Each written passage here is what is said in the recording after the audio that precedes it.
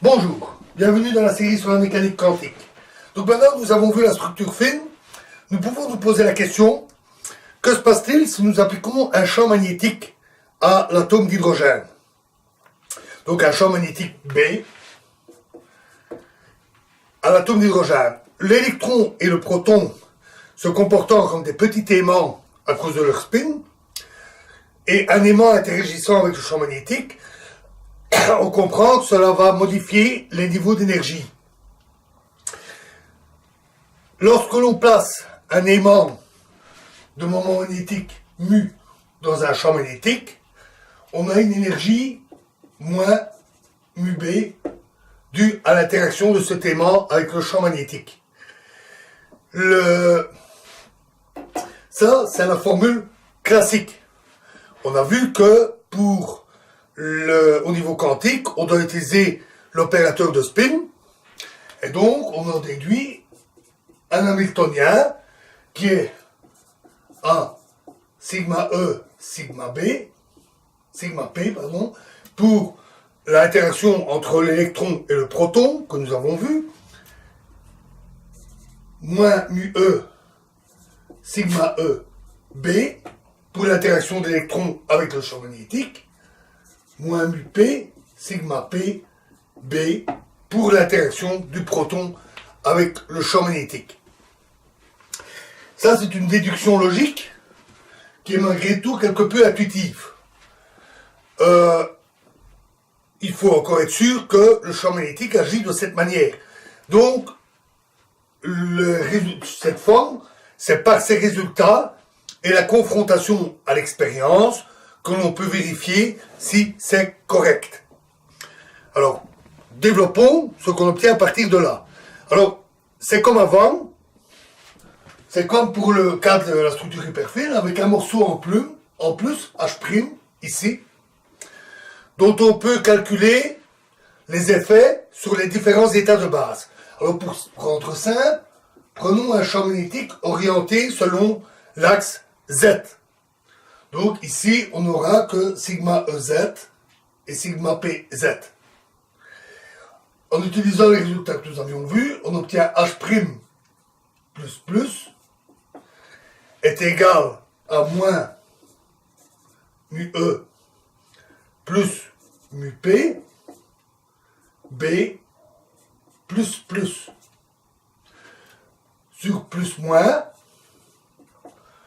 cela donne moins mu E moins mu P B plus moins. Sur moins plus, cela donne moins mu E plus mu P B moins plus.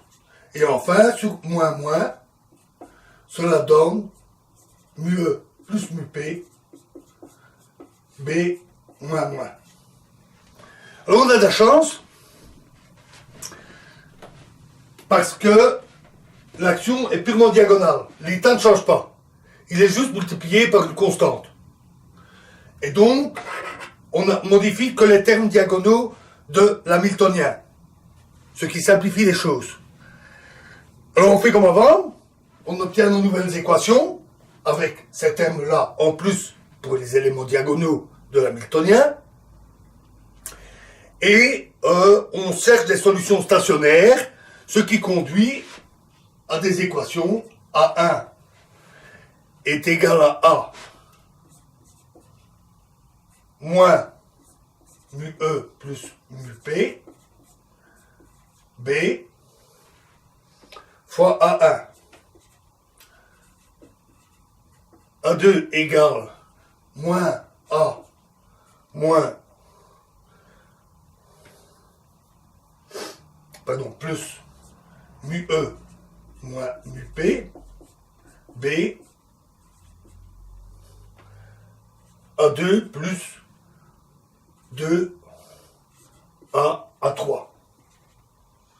A3 égale 2 A2 moins A moins mu E moins mu P B A3. Et enfin, A4 égale A plus μe plus μp, B, A4.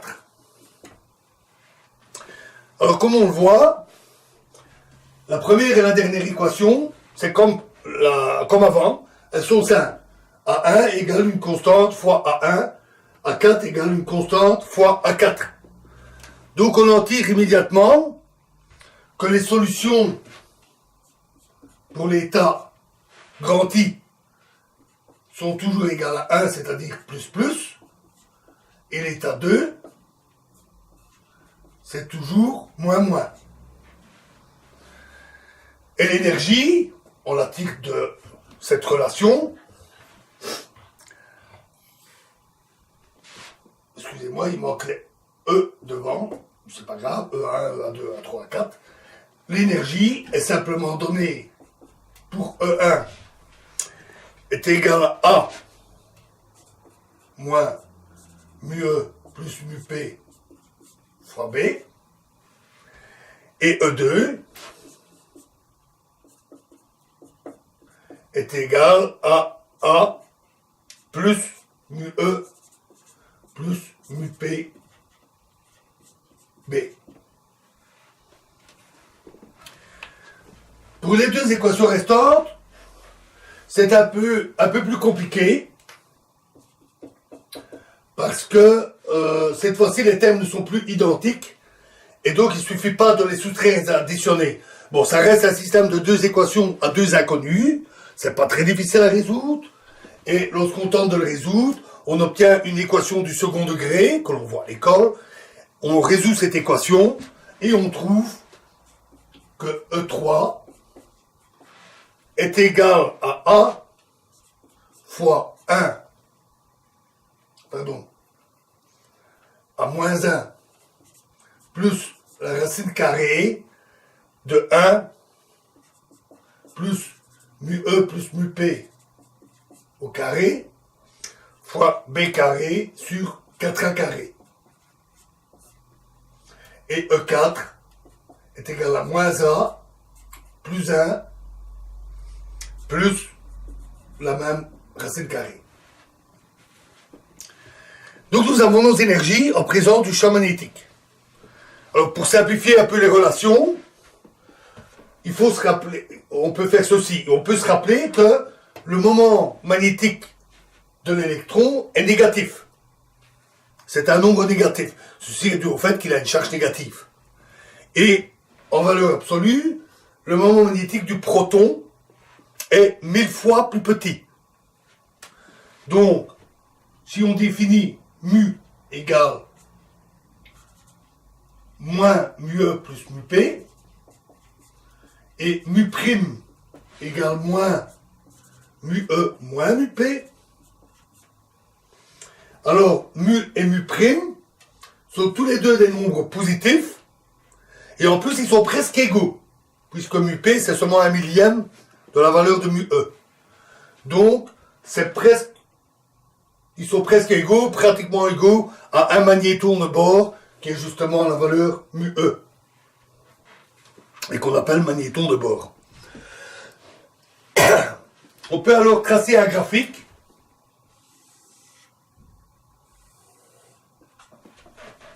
en fonction du champ magnétique. Plus exactement, on va prendre μb sur A, et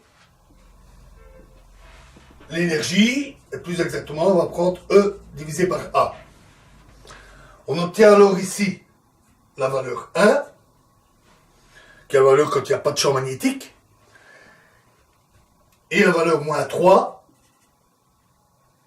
sans champ magnétique. Ce sont les deux niveaux d'énergie que nous avions vus. Ici, l'état E1 croît linéairement, avec une pente mu, et l'état E2 décroît linéairement, également avec une pente mu, mais dans l'autre sens, bien entendu. Pour les formes avec une racine carrée, c'est une croissance quadratique. Au début, elle est pratiquement plate, puis se courbe, et pour les grandes valeurs du champ magnétique, elle a une croissance linéaire avec une pente mu', pratiquement égale à mu, donc pratiquement les mêmes pentes. De même ici, on a une courbe et puis une décroissance linéaire. Donc nous avons nos 4 niveaux d'énergie en fonction du champ magnétique.